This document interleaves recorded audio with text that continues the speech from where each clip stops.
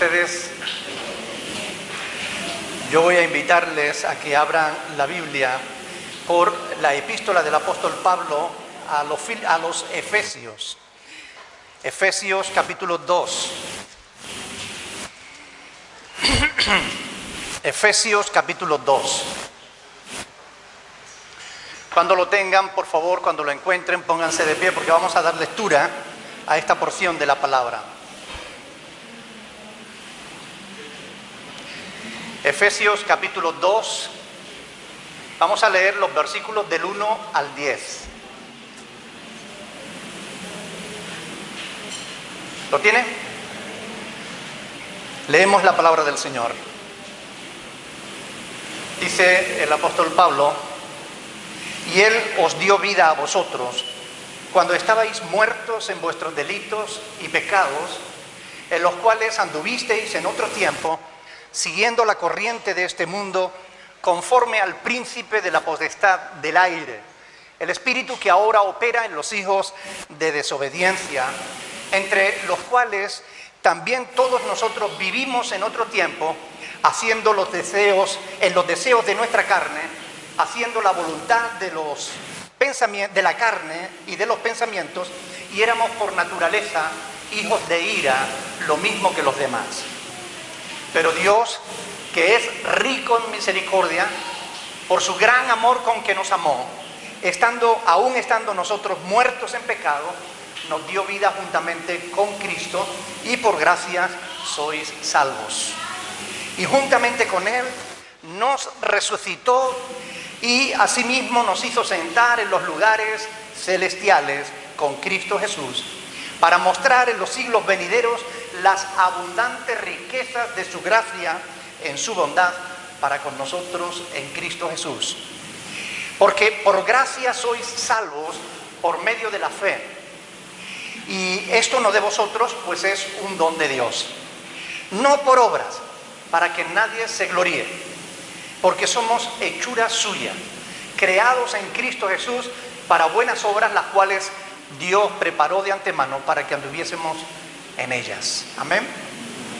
Padre Celestial, te damos gracias en esta mañana por esta palabra hermosa que tú nos has dejado, para que por ella podamos conocer tu voluntad. Yo quiero rogarte que tú me des gracias, Señor, en esta mañana, para poder exponerla de tal manera que mis hermanos puedan comprender, puedan entender el mensaje hermoso que tenemos aquí en esta porción de las Sagradas Escrituras. Te ruego, Espíritu de Dios, te ruego, Señor, que por medio de tu Espíritu tú puedas convencernos de lo que tengas que convencernos. Te pedimos, Señor, en el nombre de Jesús, que esta palabra tú la hagas viva en nuestra mente y en nuestro corazón, que podamos comprenderla y, lo que es más importante, tenerla en cuenta en nuestra vida, para hacer tu voluntad, para vivir de acuerdo a tu voluntad. Pues te lo pedimos en el nombre glorioso de Jesús. Amén. Pueden sentarse, mis hermanos.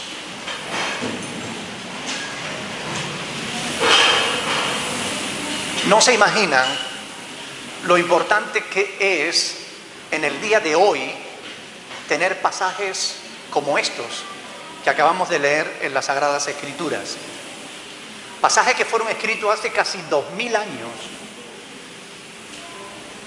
pero que los necesitamos hoy. Yo en esta mañana quiero reconocer que Dios me ha mostrado que estaba errado en una cosa. Y hace ya tiempo que yo aprendí de parte del Señor que cuando descubrimos que estamos equivocados en algo, lo sano, lo prudente, la voluntad de Dios es que lo reconozcamos, que abandonemos el error y abracemos la palabra de Dios. Por eso no me importa reconocer que estaba equivocado, al contrario, doy gracias a Dios por haberlo descubierto, porque yo estaba creyendo algo que me habían enseñado, como otras muchas cosas, seguro estaba de que era verdad, pero el estudio continuado de la palabra de Dios en oración nos ayuda a descubrir la verdad en las Sagradas Escrituras. Por eso quiero en esta mañana hablarles de este tema. En el capítulo 1 de esta epístola, el apóstol Pablo nos ha presentado la supereminente grandeza del poder de Dios que levantó a Jesucristo de entre los muertos y lo sentó a su diestra y lo sentó en los lugares celestiales. Sobre todo principado y autoridad y poder y señorío y sobre todo nombre que se nombra, dice la Escritura. Esto es lo que el apóstol Pablo nos presenta en el capítulo 1 de esta epístola. Es como si nos abriera una ventana. Perdón que estaba yo yendo muy rápido. Está ahí el hermano traduciendo al inglés. Por eso es el murmullito que escuchan por ahí, es que el hermano pastor Andrés está traduciendo para los hermanos ingleses. Decía que el apóstol Pablo en el capítulo 1 es como si nos abriera una ventana a lo que es el mundo espiritual, para que podamos ver lo que Dios hizo a través de la persona de nuestro Señor Jesucristo. Cuando Jesús estaba muerto y había sido sepultado, al tercer día, conforme a lo que Él había prometido, la grandeza del poder de Dios lo resucitó y lo exaltó hasta lo sumo, dice el apóstol Pablo en otro pasaje en Filipenses capítulo 2. Y le dio un nombre que es sobre todo nombre, para que en el nombre de Jesús se doble toda rodilla de los que están en el cielo, en la tierra y debajo de la tierra.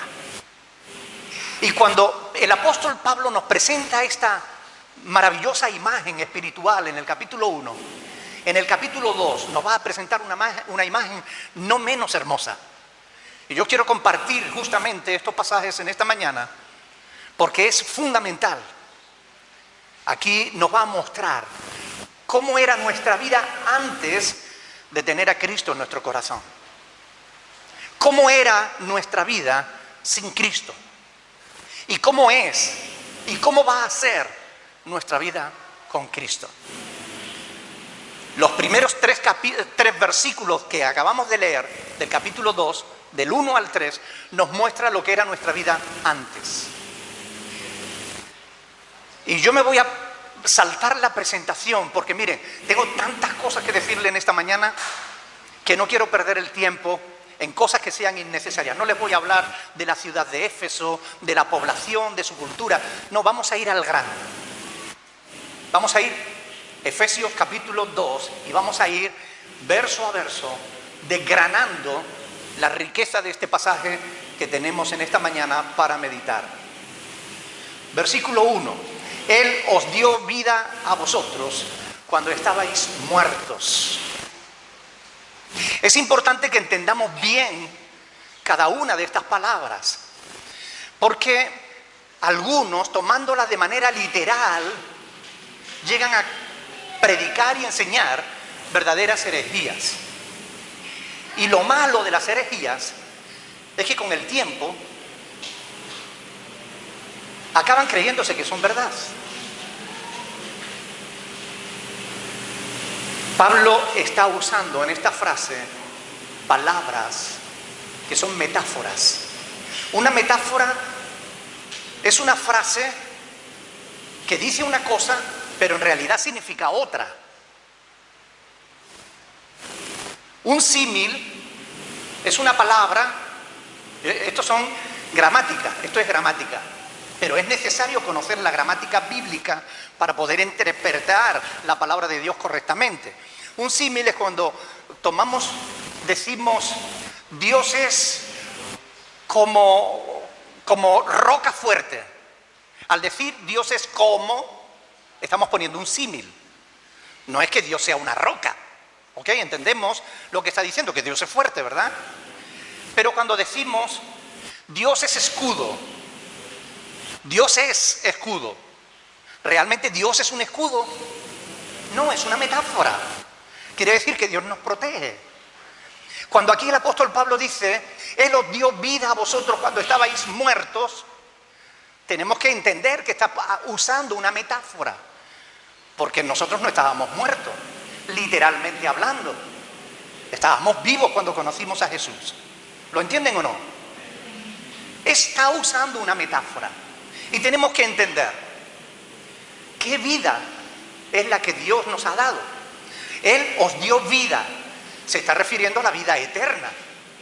Se está refiriendo a esa vida abundante que no se va a acabar, porque está escrito que el que cree en Cristo Jesús tiene vida eterna. ¿Ok? El que tiene al Hijo tiene la vida. El que no tiene al Hijo de Dios no tiene la vida, no verá la vida. Por tanto, Pablo no está hablando aquí de vida física. No está hablando, porque ya vida física tenemos, ¿verdad? Él os dio vida cuando estabais muertos. Estaban muertos en el sentido espiritual, metafórico, en el sentido de que no teníamos relación con Dios. En ese sentido, nosotros estábamos muertos. Ustedes todos conocen Juan 3:16, porque de tal manera amó Dios al mundo que ha dado a su Hijo unigénito para que todo aquel que en Él crea no se pierda, mas tenga ¿qué? Vida eterna. Por tanto, el lenguaje que Pablo está usando es un lenguaje metafórico y es importante tenerlo en cuenta. No se refiere a que Dios nos ha dado vida física, esa ya la teníamos, ya Dios nos la había dado antes. No se refiere a vida emocional, se refiere a vida espiritual, a vida eterna. Por tanto, las palabras del apóstol Pablo aquí en esta frase no pueden ser interpretadas de manera literal. Es muy importante que presten atención para que puedan entender la profundidad de estas cosas. Porque algunos dicen que claro, como estábamos muertos, y un muerto nada puede, no piensa, no entiende, un muerto no puede tomar decisiones, no puede creer. Claro, están tomando literalmente la palabra muerto. Y ahí nos lleva a una falsa doctrina, nos lleva a un error teológico. Porque Pablo no se refiere a la muerte literal, sino figurada. Las iglesias reformadas afirman que ya que nacemos muertos, ya nacemos muertos, nacemos en pecado, con una naturaleza totalmente depravada. Bueno, de hecho, cuando yo digo que antes estaba equivocado, me refiero a que en parte yo creía que nacemos con una naturaleza de pecado. La Iglesia Católica nos enseñó eso, que nacemos con el pecado original. Y de alguna manera se nos enseña que el ser humano, por naturaleza, es pecador. Y ahí es donde yo estaba equivocado. Y ahora en esta mañana yo voy a compartir con ustedes algunos pasajes de las Escrituras que nos aclaran realmente este tema. Porque Pablo no está diciendo aquí que nacemos en pecado. La pregunta que tenemos que hacernos es, si Él nos dio vida cuando estábamos muertos, ¿qué produce esa muerte? Según la Biblia, ¿cuál es el origen de la muerte? El pecado. Romanos 6:23 dice, la paga del pecado es muerte. Por tanto, nosotros estábamos muertos porque vivíamos en pecado. Pero no nacemos muertos, porque no nacemos en pecado. Y de esto vamos a hablar. Miren, dice, Él os dio vida a vosotros cuando estabais muertos ¿en qué? En vuestros delitos y pecados. ¿Se dan cuenta de que lo que nos mata, espiritualmente hablando, son nuestros pecados? Estábamos muertos en nuestros delitos y pecados. No se puede pecar en el vientre de la madre. Por tanto, no nacemos en pecado. No se puede pecar cuando no se tiene conciencia del bien o del mal. Yo quiero que vean conmigo dos pasajes de los Salmos. Salmo capítulo 22. Salmos capítulo 22, versículos 9 y 10. En este pasaje, David, el rey David, Salmo 22, versículos 9 y 10. Quiero que presten atención a lo que dice el rey David aquí. Dice, pero tú eres el que me sacó del vientre. David está hablando con el Señor. Y le dice, tú eres el que me sacó del vientre. El que me hizo estar confiado desde que estaba a los pechos de mi madre. Sobre ti fui echado desde antes de nacer. Desde el vientre de mi madre, tú eres mi Dios. Si David hubiera estado en pecado, no podía decir esto. Porque Dios no tiene relación con el pecado. Sin embargo, David tenía relación con Dios ya desde el vientre de su madre. Y esto lo repite él en el capítulo 139 de Proverbios. Proverbios 139, versículo 14, 139, 14, dice David: te alabaré porque formidables, maravillosas son tus obras. Si decimos que nacemos en pecado, estamos diciendo que Dios nos hizo mal. Salmo 139, versículo 14. Si decimos... ¿Perdón? Salmo, perdón. Yo dije Proverbio, lo siento. Salmo 139. Decía, si decimos que nacemos en pecado, estamos diciendo que Dios nos hizo mal. Si decimos que somos pecadores por naturaleza, ¿quién hizo la naturaleza? Dios. Entonces estamos culpando a Dios de nuestro pecado. Salmo 139, versículo 14 dice: te alabaré porque formidables, maravillosas son tus obras. Dios no hace nada feo, nada malo. Estoy maravillado y mi alma lo sabe muy bien. No fue encubierto de ti mi cuerpo, bien que en oculto fui formado y entretejido en lo más profundo de la tierra. Mi embrión vieron tus ojos, y en tu libro estaban escritas todas aquellas cosas que fueron luego formadas, sin faltar una de ellas. Cuán preciosos me son, oh Dios, tus pensamientos. Cuán grande es la suma de ellos. Si los enumero, se multiplican más que la arena. Despierto y aún estoy contigo. En pasajes como este, la palabra de Dios nos muestra que nosotros no fuimos creados en pecado. No nacemos en pecado. Nacemos con una naturaleza perfecta, porque Dios todo lo que hace, lo hace perfecto. El argumento que ellos tienen, que los calvinistas usan para decir que nacemos en pecado, se encuentra en Romanos capítulo 5, versículo 12. Romanos capítulo 5, versículo 12. Dice la palabra del Señor ahí, ¿lo tienen? Romanos 5, 12.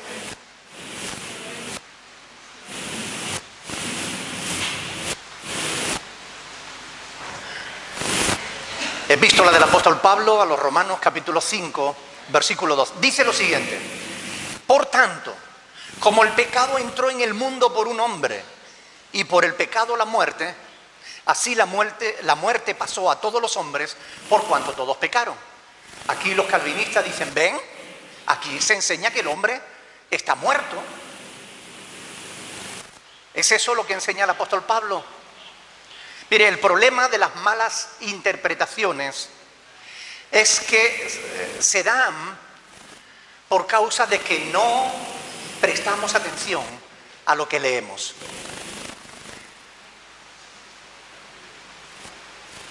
Víctor, es muy importante a la hora de leer la palabra que podamos prestar atención a lo que estamos leyendo. Porque ¿cuál es la razón de la muerte? Decíamos, o sea, de la muerte, el pecado, ¿no? Y fíjense, la clave de la interpretación en este pasaje es la última frase que lo explica. Dice, por tanto, como el pecado entró en el mundo por un hombre y por el pecado la muerte, así la muerte pasó a todos los hombres. ¿Por qué? ¿Por qué pasó la muerte a todos los hombres? Por cuanto todos pecaron. Pero entonces la muerte pasa a los hombres cuando pecan, no antes. Porque nace un bebé en pecado, no hay base bíblica para eso. Dios no culpa de pecado a los niños. No hay ni un solo pasaje de las Escrituras que lo diga así. Más al contrario, en Mateo 19 Jesús dice que de los niños y de los que son como ellos es el reino de los cielos. Por tanto, Dios no culpa a los niños de pecado. Ellos no entienden. Y hay muchos pasajes en la Biblia que nos enseñan precisamente eso. Vamos a ir a Deuteronomio, el quinto libro de la Biblia. Deuteronomio capítulo 32.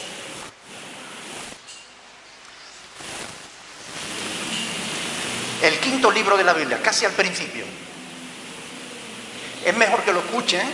Si no lo pueden encontrar, es mejor que lo escuchen. Miren, Deuteronomio capítulo 32, versículos del 1 en adelante. Este es el canto de Moisés después de la liberación de Egipto. Y miren, es muy importante prestar atención a lo que él dice aquí. Él dice: escuchad cielos y hablaré, oiga la tierra los dichos de mi boca. Goteará como la lluvia mi enseñanza, destilará como el rocío mi razonamiento, como la llovizna sobre la grama y como las gotas sobre la hierba. Porque el nombre del Señor proclamaré. Engrandeced a nuestro Dios. Él es la roca cuya obra es. Dios no hace nada mal. Su obra es perfecta. Porque todos sus caminos son rectitud. Dios de verdad y sin ninguna iniquidad en Él. Si Él hubiera puesto en nosotros el pecado, eso significaría que primero el pecado hubiera estado en Dios. Y no hay iniquidad en Dios. Es justo y recto, dice la palabra ahí en el versículo 4. La corrupción, escuchen bien, no es suya. ¿Qué dice ahí? De sus hijos es la mancha. ¿De quién es el pecado? ¿De Dios que lo pone en nosotros? No. El pecado es decisión nuestra. La corrupción no es suya, de sus hijos es la mancha. Generación torcida y perversa. Y pregunta Moisés: ¿así pagáis al Señor, pueblo loco e ignorante? ¿No es Él tu Padre que te creó? Él te hizo y te estableció. Por tanto, estamos viendo que el origen de la corrupción no es que Dios nos haya creado en corrupción. No es que Dios nos haya hecho nacer en pecado. La corrupción no es suya, es de sus hijos, es nuestra. De los versículos 15 en adelante, Moisés va a explicar cuáles son las razones por las cuales el pueblo cae. Dice en el versículo 15: abandonó al Dios que lo hizo, menospreció la roca de su salvación. Cuando el hombre abandona a Dios, cuando se olvida de Dios, ahí el hombre cae en pecado. Ahí el hombre se estropea. Ahí el hombre transforma su naturaleza, que fue creado perfecto, con la capacidad de hacer la voluntad de Dios. Cuando nosotros tomamos una dirección diferente a la que Dios ha establecido para nuestras vidas, cuando hacemos nuestra voluntad y no la suya, ahí nos desviamos de la verdad. Ahí nos corrompemos. Ahí nos estropeamos. Ahí la corrupción llega a nuestra naturaleza y nos afecta. La idea de que el ser humano nace en pecado no es bíblica. Es una idea que surgió en San Agustín, el mal llamado San Agustín, Agustín de Hipona, que vivió en el siglo IV, y que él, torciendo algunos pasajes de las Escrituras, llegó a decir que el hombre nacía en depravación total. Inventó la doctrina del pecado original. Y por consiguiente, para librar después a los niños del pecado original, había que bautizarlos. Así que él es el autor del bautismo de los niños y de la falsa herejía de la doctrina de la naturaleza depravada. Calvino, en el siglo XVI después, siguió la locura de Agustín de Hipona. Y hoy en día las iglesias reformadas están defendiendo esas doctrinas. Internet está lleno de esas dos tendencias. Por un lado, el evangelio de la prosperidad, el falso evangelio de la prosperidad, el neopentecostalismo, y por otro lado, las doctrinas de la gracia, que de gracia no tienen ninguna, porque son doctrinas denominacionales alejadas de la verdad de la palabra de Dios. Ellos utilizan el Salmo 51:5, donde David dice: en pecado me concibió mi madre. ¿Ven? Nacemos en pecado. No, Señor, ahí no está hablando del nacimiento de David, sino de cómo fue engendrado. Y él no se engendró a sí mismo. Por tanto, no habla del pecado de David, habla del pecado de los padres. ¿Entienden la diferencia? Si no prestamos atención a los argumentos, si no prestamos atención a la palabra de Dios, nos desviamos y nos apartamos de la verdad. Admitir que nacemos en pecado, que heredamos el pecado de nuestros padres, que heredamos la naturaleza caída, es admitir algo que es contrario a la voluntad de Dios. Ezequiel 18:20 dice claramente que los hijos no llevarán los pecados de los padres. Ezequiel 18:20. Los hijos no llevarán los pecados de los padres. Así que la pregunta es: ¿se equivocará Dios o se equivocará Calvino? ¿Se equivocará Dios o se equivocará San Agustín? ¿Se equivocará Dios o se equivocan las iglesias reformadas? Indudablemente Dios no se equivoca. Como está escrito: antes bien, sea Dios veraz y todo hombre mentiroso. Dios, con estas palabras de Ezequiel 18:20, cuando dice que el alma que pecare, esa morirá, que los padres no llevarán los pecados de los hijos, ni los hijos llevarán los pecados de los padres, está haciendo al ser humano responsable de su pecado. Cada ser humano es responsable de lo que hace, de lo que dice, aún de lo que piensa. Cada ser humano. Si nosotros decimos que nacemos en pecado, ¿qué culpa tenemos nosotros? ¿Cómo se nos podría acusar de ser pecadores si ya Dios nos hizo así? ¿No sería la culpa de Dios? Pero eso es una locura. Esas son las incoherencias de las doctrinas que van contra la palabra de Dios. Miren, la propia definición de pecado demuestra que esa teoría es falsa. Primera de Juan capítulo 3, versículo 4. Es importante que prestemos atención a esto. Primera de Juan capítulo 3, versículo 4.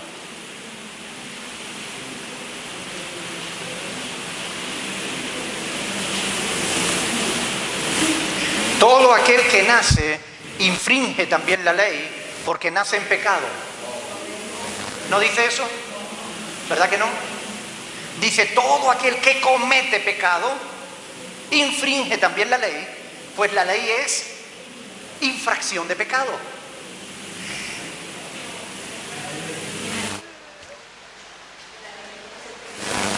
¿Perdón? Todo aquel que comete pecado infringe también la ley, porque el pecado es infracción de la ley. Tú y yo esta mañana un poco... El pecado es, ¿qué? Infracción de la ley. ¿Y quieren ustedes decirme qué ley infringe un bebé en el vientre de su mamá? ¿Quieren decirme qué ley infringe un bebé cuando nace? ¿O hasta que no tiene uso de razón? ¿Qué ley infringe? Ninguna.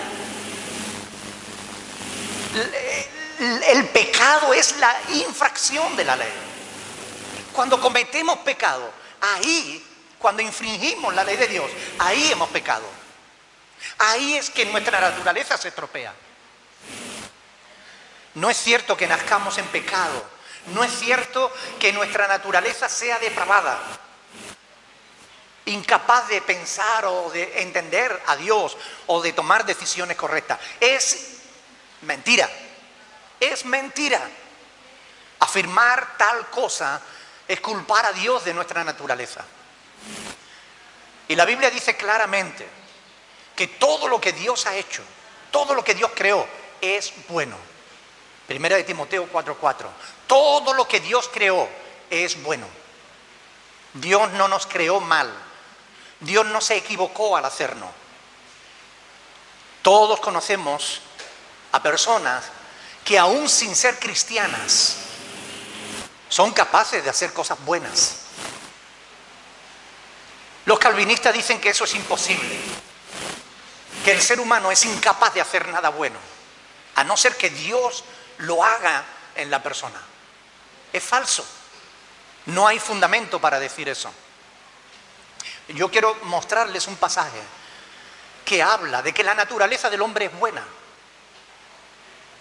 Romanos capítulo 2, versículos del 12 al 14. Aquí el apóstol Pablo está explicando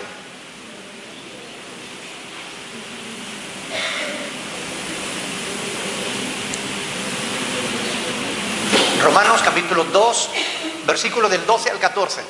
Está explicando sobre la salvación de los que no conocen el Evangelio. Y dice ahí, porque todos los que sin ley, es decir, sin conocimiento de la voluntad de Dios, han pecado, sin ley también perecerán. Y todos los que bajo la ley, es decir, con conocimiento de la voluntad de Dios, han pecado, por la ley serán juzgados. Porque no son los oidores de la ley los justos ante Dios, sino los hacedores de la ley serán justificados. Porque cuando los gentiles, y presten atención a lo que dice aquí, porque cuando los gentiles que no tienen ley, no tienen conocimiento de Dios, hacen por naturaleza lo que es de la ley, estos, aunque no tengan ley, son ley para sí mismos. O sea, es posible que alguien no tenga conocimiento de Dios y aún así sea una persona correcta, que obre conforme a la voluntad de Dios.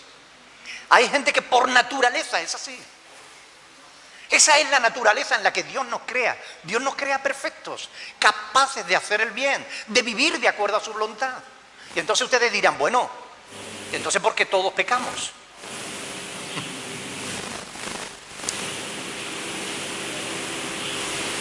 Citan el versículo 10, ¿verdad?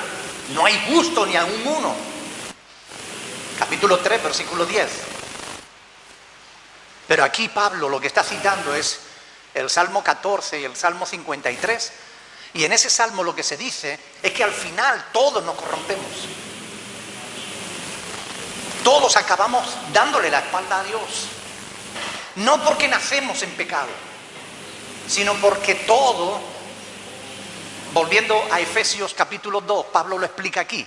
Efesios capítulo 2, fíjense, vuelvan otra vez al texto base de esta mañana. Efesios capítulo 2, dice versículo 1, Él os dio vida a vosotros cuando estabais muertos en vuestros delitos y pecados, en los cuales anduvisteis en otro tiempo, ¿haciendo qué? Siguiendo la corriente de este mundo, conforme al príncipe de la potestad del aire. ¿Por qué acabamos pecando? Acabamos pecando porque el hombre, aunque nace inocente, libre de pecado, todo cuanto le rodea está gravemente afectado por el pecado. Todo cuanto nos rodea. Desde antes de nacer, ya el bebé está escuchando a sus papás discutir entre ellos.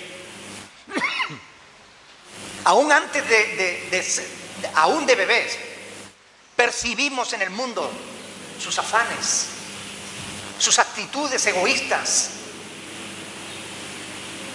Por eso los niños nada más empiezan a tomar conciencia, empiezan a pecar. No porque hayan nacido en pecado, sino porque todo cuanto les rodea es pecado. Y no es raro que desde el principio los niños aprenden patrones de conductas que son pecaminosos. Los niños escuchan a sus padres mentir y acaban mintiendo. Observan a sus hermanos siendo egoístas y acaban siendo egoístas. Siguen la corriente de este mundo, conforme al príncipe de la potestad del aire. Tarde o temprano, por imitación, ese niño aunque haya nacido perfecto, con una naturaleza perfecta, tarde o temprano va a caer. Por imitación. Pero mientras tanto, el niño no peca. Mientras tanto, el niño no infringe la voluntad de Dios. No se le puede aplicar pecado, porque no hay pecado en él. Es por eso que Jesús dice que de los niños es el reino de los cielos, porque no tienen pecado. Quiero que vean conmigo un pasaje de las Escrituras en Deuteronomio, capítulo 1. Deuteronomio, capítulo 1, versículo 39.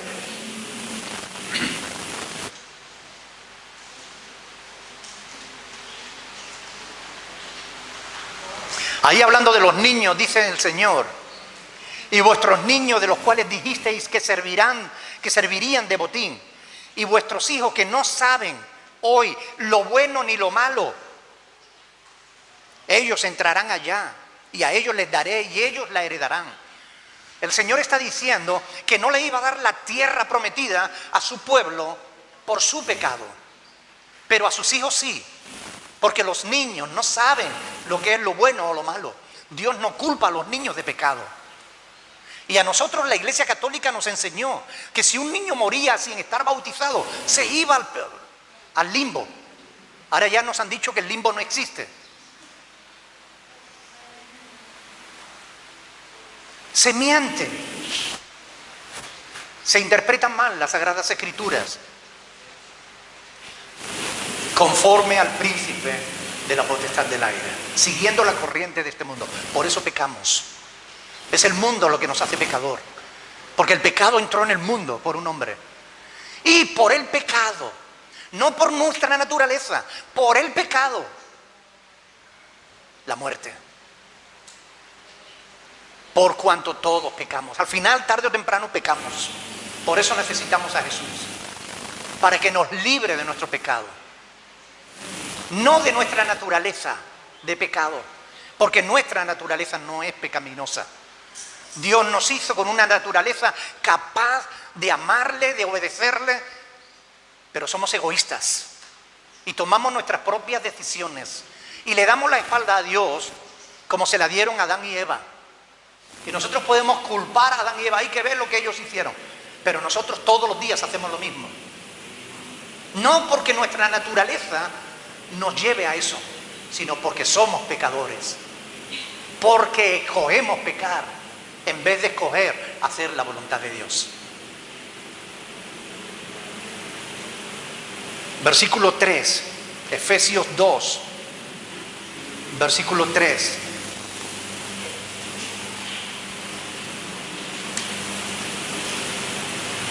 Entre los cuales todos nosotros vivimos en otro tiempo, en los deseos de nuestra carne, haciendo la voluntad de la carne y de los pensamientos. Y éramos por naturaleza hijos de ira, lo mismo que los demás. Aquí dicen los calvinistas: ¿ves? Por naturaleza éramos hijos de ira. Qué fácil es apartarse de la verdad si no se presta atención a la palabra. Una vez más, la Escritura demuestra que Calvino se equivoca, porque Pablo no está aquí hablando de los que se pierden, está aquí hablando de los cristianos. Le está hablando a creyentes, a los creyentes de Éfeso, a los cristianos que se salvan, y les está diciendo que éramos hijos de ira, lo mismo que los demás.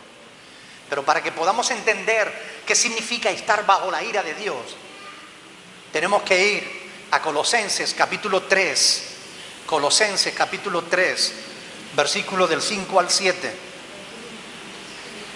Colosenses 3, del 5 al 7. Ahí se nos dice, nos explica el apóstol Pablo quiénes están bajo la ira de Dios y por qué. Colosenses 3, del 5 al 7. Haced morir, dice ahí, pues lo terrenal en vosotros: fornicación, impureza, pasiones desordenadas, malos deseos, avaricia, que es idolatría, cosas por las cuales la ira de Dios viene sobre los hijos de desobediencia. en las cuales vosotros también anduvisteis en otro tiempo cuando vivíais en ellas. No es nuestra naturaleza, son nuestras desobediencias, son nuestros pecados, nuestras impurezas, nuestras pasiones desordenadas, nuestros malos deseos. Eso es lo que nos pone bajo la ira de Dios. No es por naturaleza que somos así, es porque vamos contra la naturaleza, porque vamos contra la voluntad de Dios, porque vamos contra aquello para lo cual Dios nos creó. ¿Para qué nos creó Dios? Para la alabanza de su gloria. Efesios capítulo 1. Para eso fuimos creados, para obedecer a Dios. Pero ¿quién obedece a Dios? ¿Quién hace la voluntad de Dios? Nos rebelamos contra nuestra naturaleza. ¿No dice el apóstol Pablo, hablando de la homosexualidad, que es un pecado contra natura? Lo dice claramente en 1 Corintios capítulo 6 y también en Romanos capítulo 1, que los hombres, encendiéndose en su lascivia unos con otros, cometen hechos vergonzosos. Dice, y es contra naturaleza. Aún sus mujeres, yendo contra naturaleza, se entregan unas a otras. Contra naturaleza. No fuimos creados para el pecado. Fuimos creados para la obediencia a Dios. No fuimos creados para la desobediencia. Fuimos creados para la obediencia. Pero es la desobediencia lo que trae sobre nosotros la ira de Dios. Por eso el apóstol Pablo dice que éramos hijos de ira, lo mismo que los demás. Efesios capítulo 2, versículo 3. Hasta aquí hemos visto nuestra vida antes de conocer a Cristo. Mire, ahora viene lo hermoso, ahora viene lo importante. Pero Dios, que es rico en misericordia, por su gran amor con que nos amó. Hay pocas frases tan hermosas como esa. Dios, que es rico en misericordia, por su gran amor con que nos amó. Todos los días debiéramos darle gracias a Dios por su misericordia y por el amor que Él nos tiene. Que a pesar de que somos hijos desobedientes, de que a pesar de que vivimos en pecado, de que a pesar de que todos nos desviamos, Él nos amó de tal manera que envió a Jesús a pagar nuestras culpas. Uno de los pasajes más hermosos de la Biblia, Romanos 5:8. Mas Dios muestra su amor para con nosotros, en que siendo aún pecadores, Cristo murió por nosotros. Aún siendo pecadores, Cristo murió por nosotros. Dios no esperó a que fuéramos perfectos para venir a tener comunión con nosotros. Ni tú tienes que esperar a ser perfecta para acercarte a Dios, porque nadie lo conseguirá por sí mismo. Necesitamos un corazón nuevo, porque este corazón, por haber vivido en este mundo pervertido, este corazón está corrompido. Necesitamos un corazón nuevo, y eso es lo que Dios pone en nosotros cuando abrimos nuestro corazón a Él, cuando le creemos, cuando aceptamos lo que Él dice en su palabra. Ahí Él pone un nuevo corazón en nosotros, nos hace nuevas criaturas. Aún estando nosotros muertos en pecado, nos dio vida juntamente con Cristo y por gracia somos salvos.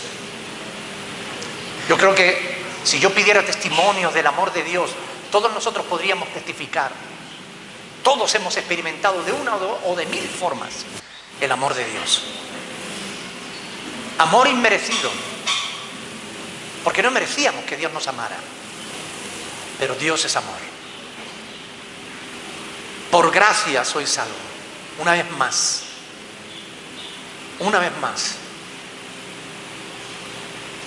algunas personas estas cosas pueden parecerle que no tienen mucha importancia, pero miren, estas cosas son muy importantes, porque Dios nos las ha dejado escritas para que las sepamos, para que no nos dejemos mover ni a derecha ni a izquierda, sino que nos aferremos a la palabra de Dios. De lo contrario, podemos estar completamente errados. Y hay muchas personas que están seguros de que están en la verdad. Son sinceros, pero están sinceramente equivocados. Porque no están creyendo a Dios, están creyendo a Calvino, están creyendo a San Agustín, están creyendo a la Iglesia Católica o están creyendo a la Iglesia Evangélica. Pero la verdad no está en el hombre, está en Dios. La verdad está en su palabra. Dice ahí, y juntamente, versículo 6, y juntamente con Él nos resucitó y nos hizo sentar, ¿dónde? En los lugares celestiales. Miren, hermano, ¿dónde decía el capítulo 1 que estaba sentado Jesús? En los lugares celestiales. Sobre todo principado y autoridad y poder y señorío y sobre todo nombre que se nombra, no solo en este siglo, sino también en el venidero. Y si Cristo sentado en los lugares celestiales está sobre todo eso, y nosotros estamos sentados con Cristo en los lugares celestiales, también nosotros estamos sobre todo eso. Dios nos ha puesto en autoridad espiritual. No tenemos nada que temer. Dios nos ha reservado un lugar hermoso para que pasemos la eternidad con Él. Dios tiene cosas hermosísimas preparadas para nosotros. Y es la esperanza de la resurrección y de la vida eterna. Es la esperanza que nos transmite la palabra de Dios, lo que debe ayudarnos a enfrentar la batalla diaria que mantenemos en este mundo contra el pecado. Porque el pecado nos asedia. Es cierto, el pecado está ahí y nos rodea y nos tienta. Y el diablo trata de poner palos en la rueda para hacernos caer. Pero miren, estas palabras tienen que hacernos poner la mirada en las cosas de arriba, no en las de la tierra.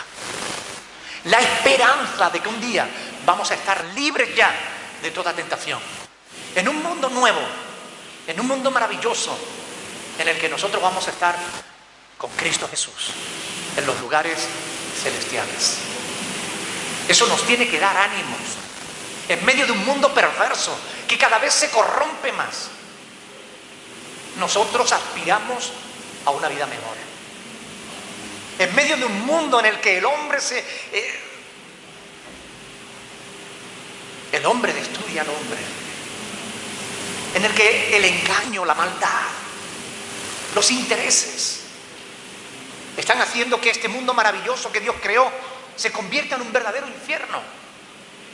Aún así, estas palabras son esperanzas, son palabras de esperanza, son palabras de fe, son palabras de ánimo, son palabras que nos tienen que dar fuerza para seguir adelante, sabiendo en quién hemos creído. No estamos creyendo en la Iglesia Católica, no estamos creyendo en la Iglesia Evangélica, no estamos creyendo en Calvino, ni estamos creyendo en hombre alguno. Estamos creyendo lo que la palabra de Dios nos ha enseñado. Por gracia sois salvos por medio de la fe. Para mostrar, versículo 7, en los siglos venideros las abundantes riquezas de su gracia en su bondad para con nosotros en Cristo Jesús. Si fuéramos capaces de entender esto, las abundantes riquezas de su gracia en su bondad para con nosotros. El apóstol Pablo le fue dado ir al cielo, poder ver estas cosas, pero no le fue permitido contarlas. Miren, hermanos, cosas hermosas nos esperan en los cielos. No es riqueza material. Se equivocan los del falso evangelio de la prosperidad. No es que Dios te quiere poner en autoridad aquí sobre la gente de aquí. No es que Dios te quiere hacer rico, ni quiere que tú tengas una gran casa, un gran coche, o que tú seas alguien. Todo eso tiene que ver con las pasiones de la carne. Si la palabra de Dios lo dice, el mundo pasa y sus deseos. Pero el que hace la voluntad de Dios, ese permanece para siempre. Son estas riquezas, esa herencia inmarcesible, esa herencia que no se corrompe, incorruptible, reservada para nosotros en los cielos, lo que nos tiene que dar ánimo y fuerzas para enfrentar la batalla diaria.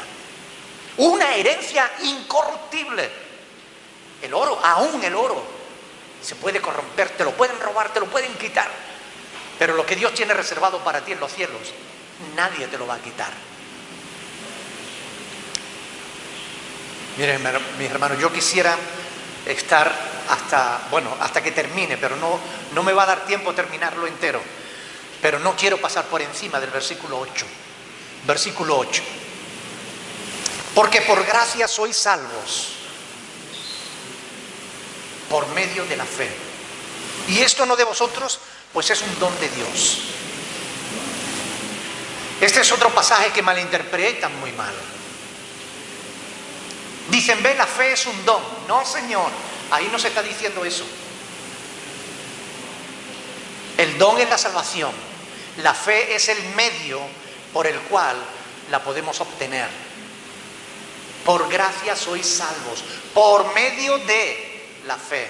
La fe es el medio. Por medio de la fe. La fe no es un don. La fe es una demanda de Dios al ser humano. Dios demanda fe. Cuando se predica la palabra de Dios, Dios dice, el que crea se salva, y el que no cree ya se condenó, porque no ha creído en el testimonio que Dios ha dado. La fe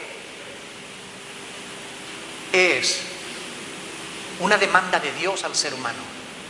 Por eso está escrito en Juan 3:36, que el que cree tiene vida eterna, pero el que no cree no verá la vida, sino el que rehúsa creer no verá la vida, sino que la ira de Dios está sobre él. El que rehúsa creer, Dios demanda que crea, pero si tú te niegas a creer, tú te pierdes, tú te condenas.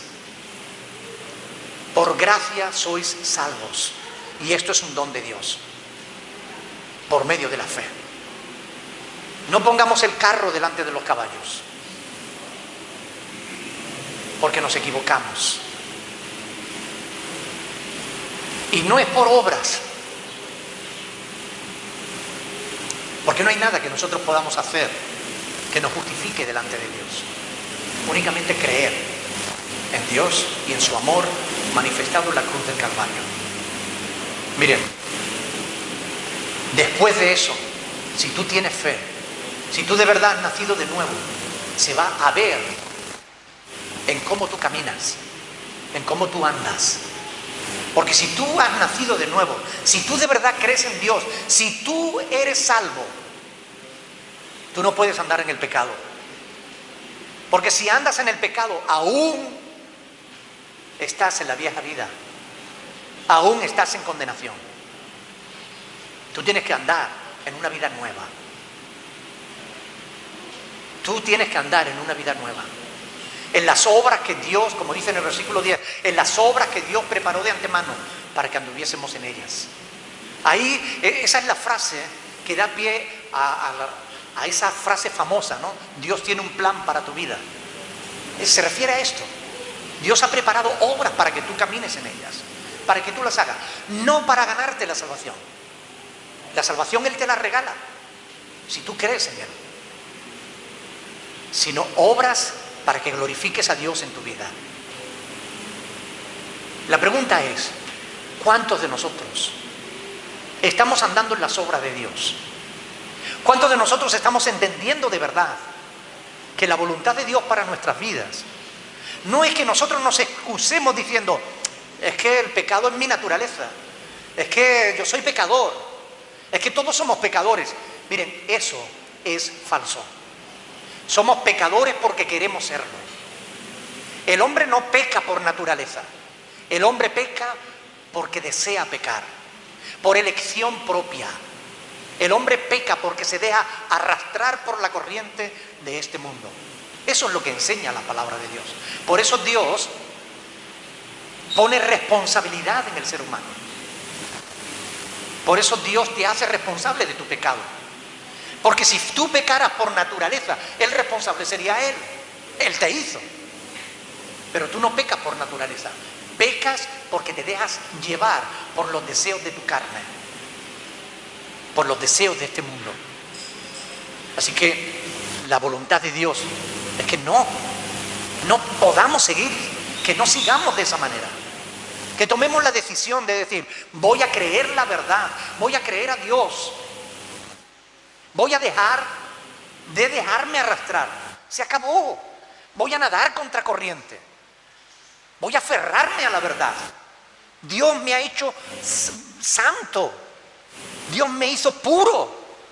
Dios me creó con una naturaleza capaz de agradarle a Él.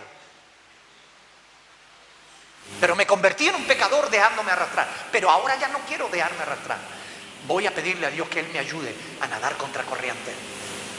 Voy a pedirle a Dios que Él me ayude día a día a serle fiel. A mostrar al mundo entero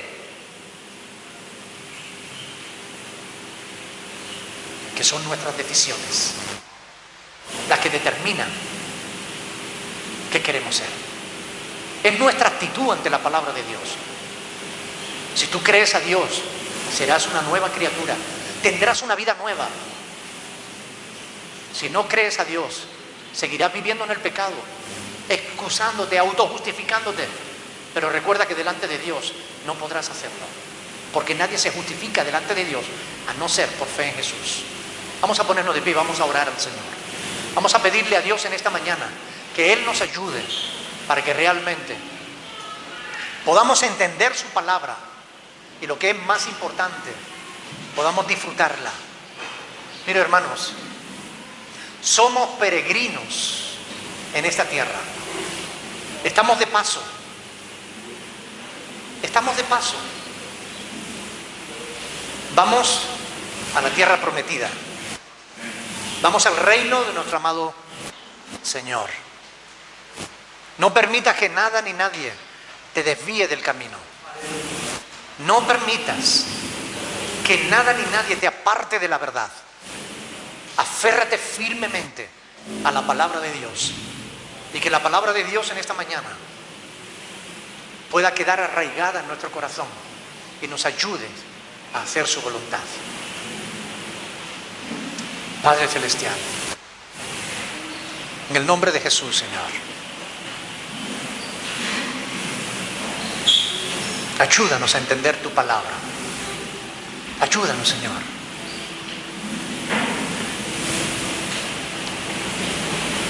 Me gustaría que una o dos personas que hayan comprendido la palabra en esta mañana oren al Señor para que Dios nos ayude a ponerla por obra, a poner nuestra mirada en las cosas de arriba, no en las de la tierra.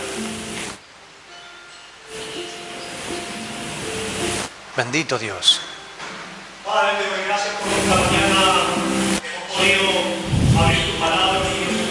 Gracias te damos porque podemos recordar cuando Pablo decía, Señor, quién es de Pablo, quién es de Apolo. Gracias, Padre, porque hoy podemos decir, mi Dios, hoy no nos sentimos de Calvino o de Arminio, Padre Celestial, ni tampoco de una iglesia de determinada denominación, Padre, sino que tú has tocado nuestros corazones, Padre, has enviado tu Espíritu Santo y tú nos guías, Señor.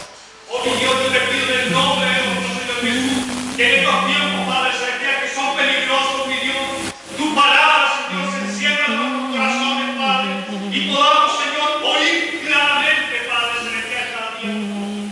Guíanos, Señor, sigue guiándonos, Señor, hasta verte, Padre Celestial, hasta estar delante de tu presencia y verte, Padre, en el nombre de Jesús. Amén. Gracias. Bendito sea tu nombre, Señor. Digno eres, Dios. Gloria a tu bendito nombre.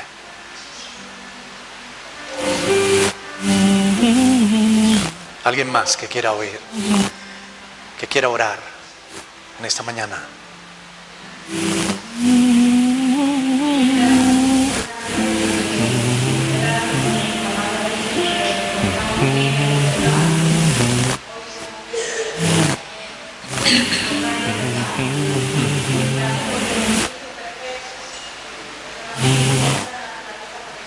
Amén.